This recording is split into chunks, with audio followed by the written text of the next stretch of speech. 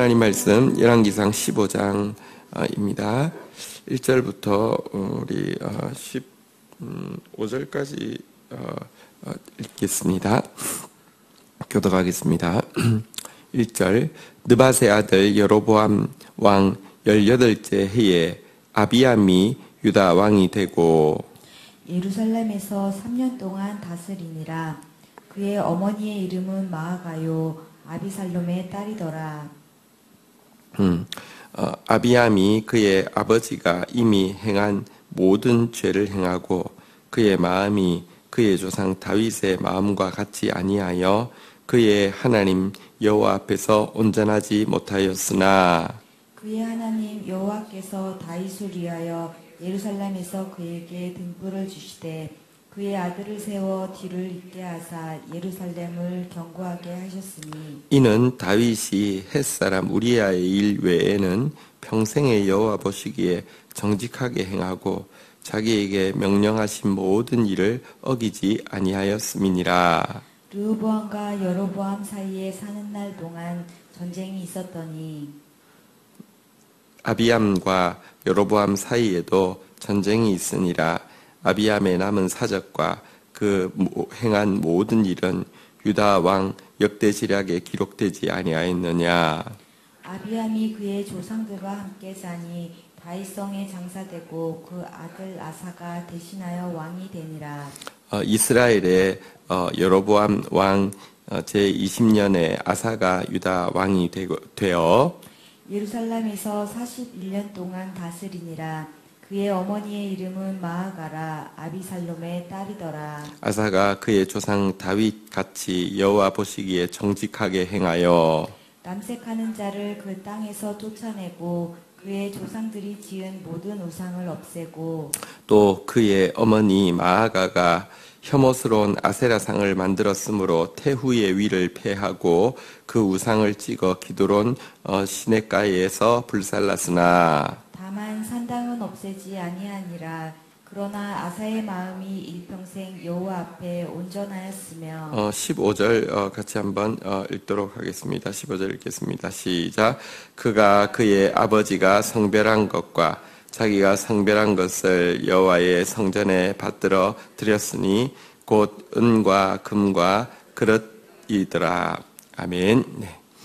오늘은 유다 왕 르호보암에 이어지는 아비암과 아사 여기까지 이제 왕들에 대한 기록이 나와 있습니다. 자, 1절부터 8절까지가 아비암 혹은 병행 본문에 보면 아비야라고 되어 있는데요. 이 아비야의 통치에 대해서 기록을 하고 있는데요. 그의 통치에 대한 내용 중에서 보시면 우리 3절 한번 보도록 하겠습니다. 같이 한번 읽도록 하겠습니다. 같이 읽겠습니다. 시작. 아비암이 그의 아버지가 이미 행한 모든 죄를 행하고 그의 마음이 그의 조상 다윗의 마음과 같이 아니하여 그의 하나님 여호와 앞에서 온전하지 못하였으나.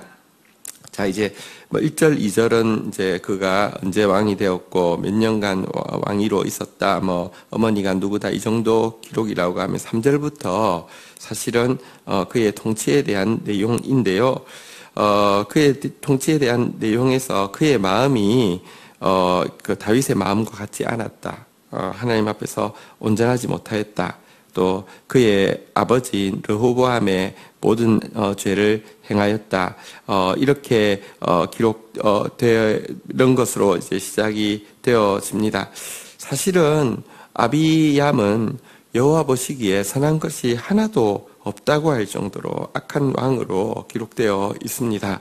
자, 그런데 이 3절 후반부부터 이제 다윗 이야기가 나오기 시작해서는요. 그의 통치가 8절에 이제 끝이 나는데 4절, 5절 제일 중요한 중심 부분에는 아비암의 이야기가 아니라 다윗 이야기로 채워져 있음을 보게 됩니다. 한번 4절, 5절 교독을 하도록 하겠습니다. 그의 하나님 여호와께서 다윗을 위하여 예루살렘에서 그에게 등불을 주시되 그의 아들을 세워 뒤를 잇게 하사 예루살렘을 견고하게 하셨으니 메시아의 일 외에는 평생에 여호와 보시기에 정직하게 행하고 자기에게 명령하신 모든 일을 어기지 아니하였음이라. 여러분, 아비암이 그런 왕임에도 불구하고 예루살렘이 견고했고 또 자기 아들 아사에게까지 왕위가 이어질 수 있도록 하신 것에 대해서 여기 아비암 기록이지만 두 절 전부 다 고스란히 다윗만 언급을 하고 있는 것을 보게 됩니다. 하나님이 다윗에 대한 사랑 때문에, 다윗에 대한 약속 때문에 이스라엘을 전멸하지 않았다, 이렇게 이야기하고 있습니다. 만약에 아비암만 놓고 본다고 하면 하나님 심판하셔야 되겠지만 아비암을 보지 않고 다윗을 보셨기 때문에 하나님은 그 나라를 지켜주셨다, 지금 이렇게 이야기하고 있습니다. 다윗이 하나님 보시기에 그렇게 귀했던 이유에 대해서 계속 나오는 표현이 하나 있는데요. 다윗의 마음의 핵심이 뭐냐고 하면 5절에 나오는 대로 한번 따라하겠습니다. 여호와 보시기에 정직하게 행하고 자기에게 명령하신 모든 일을 어기지 아니하였음이라. 다윗을 평가할 때 항상 나오는 두 가지 표현은 이것입니다. 여호와 앞에서 정직했다는 것입니다. 근데 정직이라는 게 뭐냐고 하면 나는 법 없이도 살 수 있어요, 이렇게 말할 수 있는 사람을 정직하다고 이야기하지 않습니다. 인간의 자기 잣대는요, 이렇게 더러운 거울 같아서, 여러분들 뭐 자기 눈에는 깨끗한데 하나님 눈 앞에서 깨끗한 사람 없습니다. 정직이란 끝까지 회개하는 것, 정직이란 끝까지 하나님 앞에서 약한 자, 겸손한 자, 가난한 자 되는 것을 정직이라고 하고요. 그리고 정직할 때 하나님 앞에서 순종할 수 있습니다. 어쨌든 이 정직과 순종이 다윗에게 있는 하나님 보시기에 가장 아름다운 모습이었는데, 저와 여러분들 가운데 끝까지 겸손한 사람, 끝까지 회개하는 사람, 그리고 하나님 말씀하신 일에 대해서 내 말이 아니라 하나님 말씀대로 끝까지 순종할 수 있는 사람 되어서요, 나 때문에 하나님께서 또 우리 다음 세대를 축복할 수 있는, 또 다음 세대 교회를 축복할 수 있는 저와 여러분들 되기를 주의 이름으로 축원드립니다. 평행 본문에 보면 이 아비암 때에 여로보암의 북이스라엘 여로보암의 군대가 이제 침공을 해왔는데요. 80만 대군을 준비하여서 아비암의 40만 군사와 싸우게 되는데, 과거에 고대에 무슨 특별한 무기가 있지 않은 때에 2배나 인구가 병력이 된다는 것은 여러분, 이건 전쟁이 되지 않습니다. 게다가 이 아비암이 엄청난 우상 숭배를 하고 있었기 때문에 여러분, 이것은 그냥 이제 나라가 그냥 끝이 날 수 있는 상황이었는데요. 진짜 다윗 때문에 하나님께서 40만 군대로 80만 이 여로보암의 군대에게 대성을 거둘 수 있도록 주님께서 하신 기록이 역대하에 보면 나와 있습니다. 아비암의 범죄만 놓고 보면 정말 망해야 되는데, 다윗의 이름이 보배로운 향기가 되어서 주님이 딱 눈을 감고 아비암은 보지 않고 눈을 뜨고 다윗을 자꾸 보고 유다를 보셨기 때문에 이렇게까지 하나님이 붙들어 주신 것을 보게 됩니다. 이것은 사실 남의 이야기가 아니라 우리 이야기입니다. 내가 아비암이라고 하면 예수 그리스도는 다윗입니다. 주님이 내 모습만 놓고 보신다고 하면 저 오늘도 죽어야 하고 우리 모두 오늘도 진멸당해야 합니다. 그것을 인정하는 것이 정직입니다. 그런데 지금도 하나님 앞에서 가난한 마음만 있으면, 겸손한 마음만 있으면, 정직하게 회개하는 마음만 있으면 하나님은요, 사실 우리를 보실 때 우리가 아니라 예수를 놓고 보시기 때문에, 우리가 사랑스럽고 예수를 놓고 보시기 때문에 우리를 불쌍히 여기시고 예수를 놓고 보시기 때문에 우리를 통하여서 영광 받으실 수 있는 것입니다. 오늘도 예수 그리스도 의지하고 나아가고요. 오늘도 또 우리가 우리의 다음 세대에게 다윗과 같은 존재가 되어질 수 있도록 하나님 앞에 자신을 세우는 저와 여러분들 되기를 주의 이름으로 축원드립니다. 자, 9절부터 보시면 이제 새로운 왕 아사의 기록을 다루고 있습니다. 자, 우리 아사를 한번 보도록 하겠습니다. 11절, 12절, 우리 13절까지 우리 한번 교독 11절, 12절 먼저 교독하도록 하겠습니다.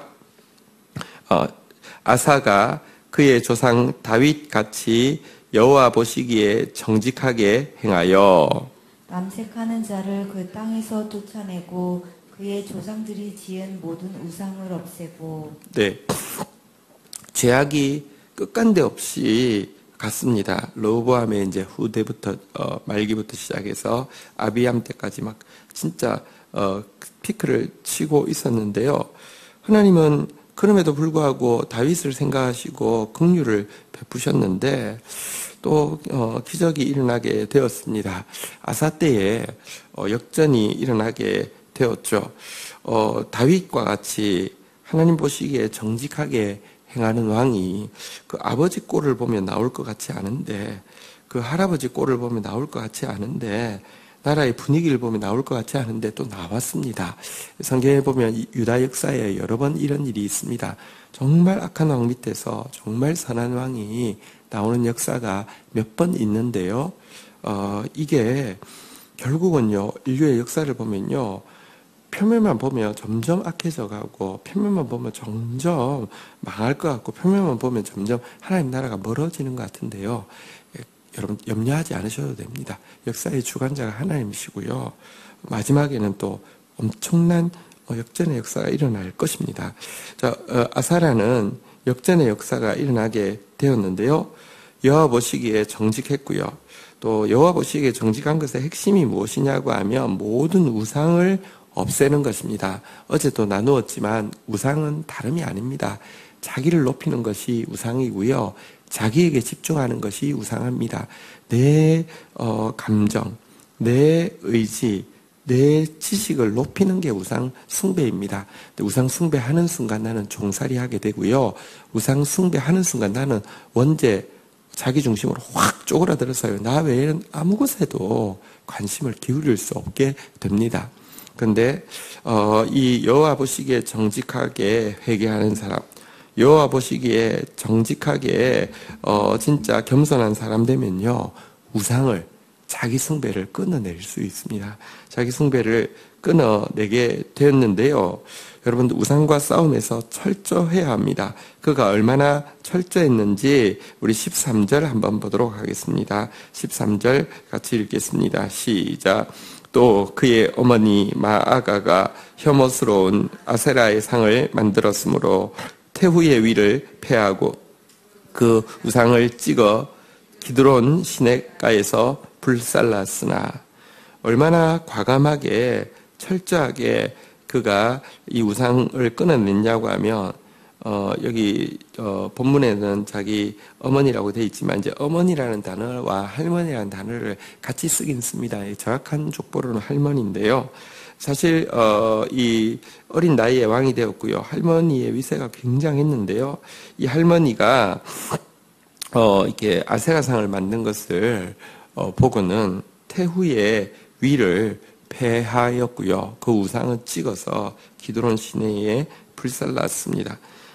이게 실은요, 우리가 신앙적으로 개혁하려고 하다가 딱 좌절되는 때가 언제냐고 하면 가정에서 딱 맡길 때는 그냥 좌절해버립니다. 그냥.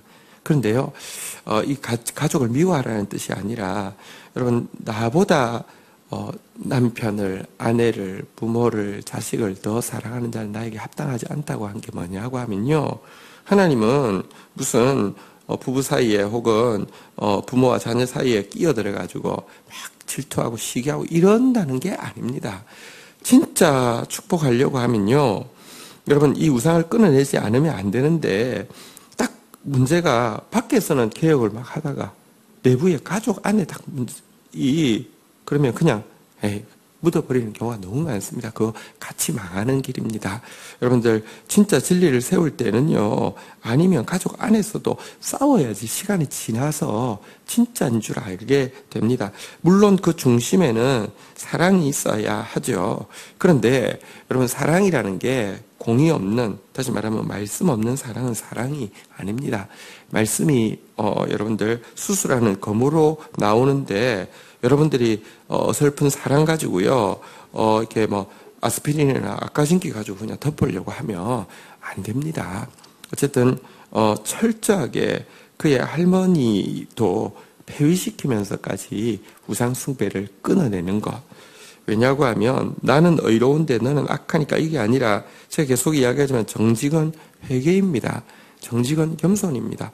하나님 앞에 이 우상 가지고는 우리는 희망이 없다고, 이렇게 하면서 끊어내는 이 가난한 모습, 그리고 이 철저한 모습, 이것이 다시 꺼져가는 다윗의 위를, 다윗의 등불을 밝게 하는 하나님의 은총이었습니다. 이렇게 할 수 있었던 것도 결국 은총이죠. 내가 대단해서 이런 거 아닙니다. 병행 본문에 보면 이때에 큰 위기가 한번 찾아오게 됩니다. 이디오피아에서 100만의 대군이 유다를 침공하게 된 것입니다. 여러분, 100만의 대군은 진짜 엄청난 군사입니다. 자, 그런데요, 이때 아사는요, 다른 어떤 것도 하지 않고 여호와를 의지함으로 말미암아 엄청난 승리를 거두기도 하였습니다. 여러분, 이렇게 우리가 하나님의 뜻대로 하나님의 일을 해나가다 보면 가정 안에서 이렇게 방해가 있는 것도 하나의 중요한, 이렇게 넘어지게 하는 사단의 전략이지만, 이게 이곳까지 딱 넘어서니까 위협하는 거죠. 100만의 대군, 막 일단 규모부터 위협이 되고요. 뭐 그러면 백성들 안에서 이거 우상을 이렇게 제거해서 이래, 할머니한테 불효해서 이래, 안에서 내부에서도 막 분열이 일어나게 됩니다. 당연히 그럴 수 있습니다. 자, 이런 것. 그런데 이것이요, 사실은요, 큰 위기가 아니라 큰 선물로 주어졌습니다. 믿음으로 보면 결국 위대한 승리가 있을 것이고요, 큰 하나님의 축복이 있을 것입니다. 어쨌든 하나님의 뜻대로 행하고 있을 때 찾아오는 시험 앞에서요, 원망하고 불평하고 하는 사람이 아니라 그 시험을 선물로 생각하고 이겨내서 상급받는 믿음의 고수들이 되기를 주의 이름으로 축원드립니다. 자, 그런데요, 우리 14절, 15절 교독을 하도록 하겠습니다. 14절, 15절. 다만 산당은 없애지 아니하니라. 그러나 아사의 마음이 일평생 여호와 앞에 온전하였으며, 그가 그의 아버지가 성별한 것과 자기가 성별한 것을 여호와의 성전에 받들여 드렸으니 곧 은과 금과 그릇들이더라. 네, 그가 이 지금 이제 열왕기에서는요, 이제 평생 하나님 앞에서 정직하였다 이렇게 표현하고 있고요. 또 이제 하나님 앞에 드릴 것에 대해서도 철저하게 드렸다 이렇게 기록을 하고 있습니다. 근데 이게 틀렸다는 말이 아니라 여러분, 그 이제 열왕기와 또 역대기는 기록함에 있어서 약간의 관점이 좀 다릅니다. 열왕기는 예레미야가 기록한 역사로 보고 있고요, 역대기는 에스라가 기록한 역사로 보고 있는데, 열왕기는 예레미야, 다시 말하면 나라가 망해가고 있지만 아직 망하지 않은 때에 어떻게 하면 망하지 않을 수 있을까? 어떻게 하면 하나님이 긍휼을 베푸실까? 그래서 유다 왕 중에서 우상 숭배를 척결했던 이들의 일에 대해서 샘플로 제시하면서 이 길이 우리가 살 길이다, 이것을 이제 강조함이 예레미야의 관점입니다. 그러나 에스라는 결국 그래서 그 유다가 망하고 포로 잡혀 갔잖아요. 그리고 되돌아왔잖아요. 그래서 사실은 이제 열왕기 쪽에서는 북이스라엘에 대해서는 이렇게 좋은 모습은 전혀 기록하지 않습니다. 왜냐하면 그들은 우상 숭배하다가 일찍 망했으니까요. 그런데 역대기에서는요, 유다 왕들을 조금 더 객관적으로 평가할 뿐만 아니라 북이스라엘에서도 경건한 사람들, 예를 들면 선지자랄지 레위인들이랄지 이런 경건한 사람들에 대해서 좀 더 이야기를 합니다. 왜냐고 하면 둘 다 망하고 나서 포로에서 돌아옴으로 말미암아 자연스럽게 망한 통일이 이루어지게 됩니다.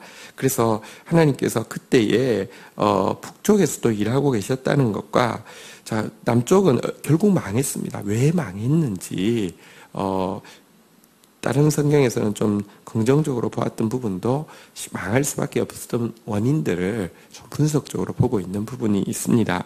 여기서는 여호와 앞에서 평생 온전하였다 이렇게 이야기하고 있는데요. 그래서 병행 본문을 보면 조금 다른 부분을 이야기합니다.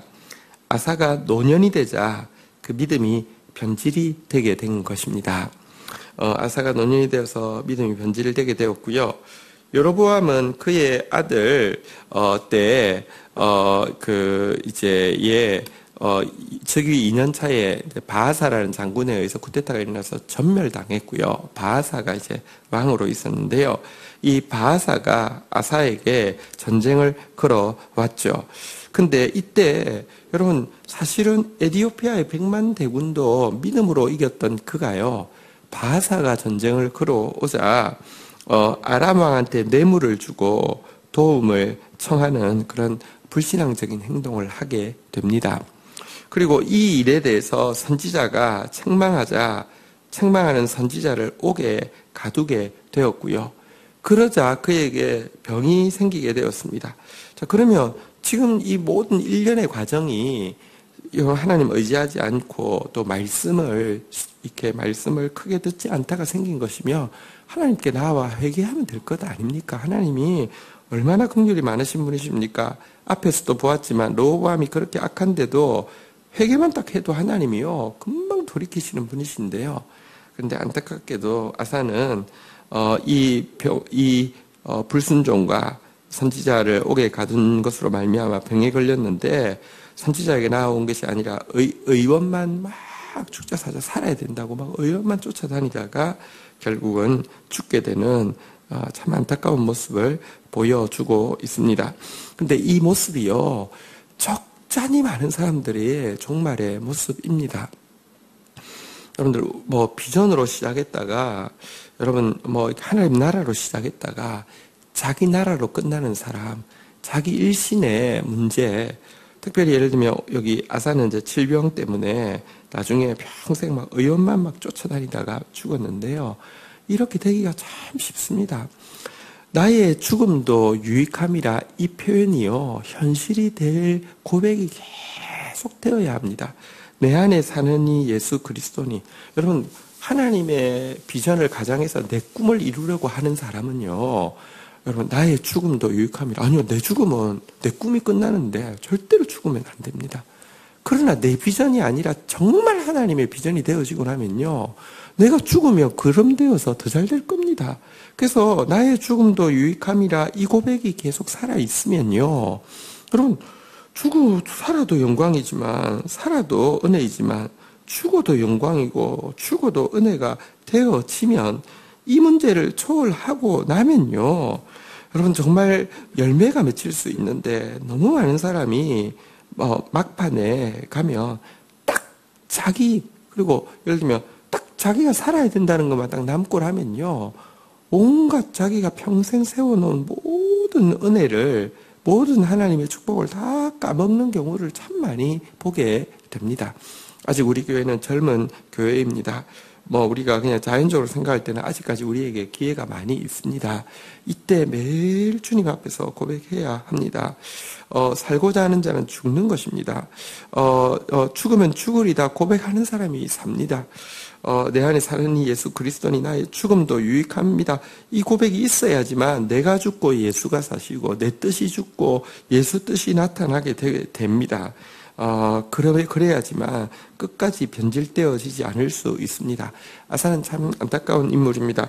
아름답게 출발했지만 마지막에 참 초라하게 끝이 난 참 안타까운 사람의 대명사입니다. 그런 삶이 되지 않는 유일한 방법은요, 끝까지 자기가 부인되어지는 것입니다. 자기 생명도 부인하지 않으면 내 제자가 되지 못한다라고 말씀하셨습니다. 부모, 형제, 남편, 아내, 심지어 자기 생명도 나보다 더 사랑하면 능히 내 제자가 되지 못한다 그랬습니다. 자, 그러나 그렇게 자기 생명까지 주님 앞에 내드리고 나면 주님 사실은 정말 은혜롭게 일하시는 분이심을 보게 됩니다.